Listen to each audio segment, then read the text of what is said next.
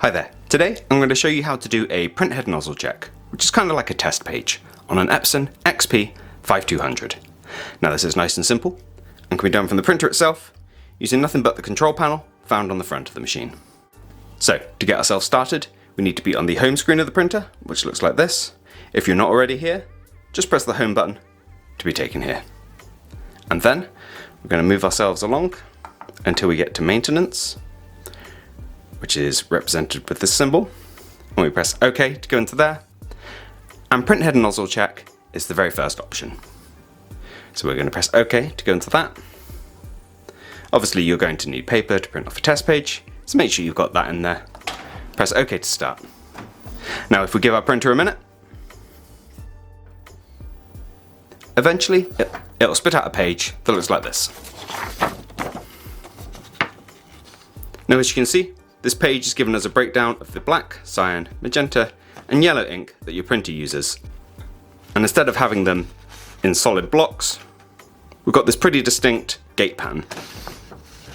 So you can see whether the colour's absent completely, which would make it devoid from your print, or if you're getting like fine lines or missing sections, you'd be looking for like smaller missing lines within this pattern. As you can see, they're at a slight angle with all separated into small sections to make that easy to detect.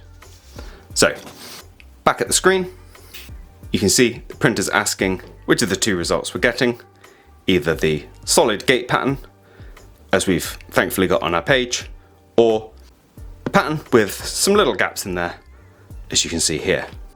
Now it's asking which one you want to do. If you go into the one on the left, it's going to take us to a cleaning cycle page, which does cleaning cycles, which kind of pushes ink through the printhead to dislodge any dried or congealed ink in there that could be giving you print quality issues, and hopefully resolve that. And you can just do cleaning cycles and test pages until you're perfectly happy with the quality of the prints you're getting. Now the two options you have is cleaning or power cleaning, and just choose whichever you feel is most relevant to you.